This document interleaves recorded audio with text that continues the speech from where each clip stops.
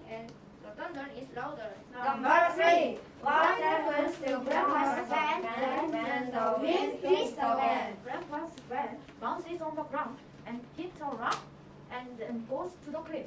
Number 4. Where does the van stop? It stopped at the edge of the cliff.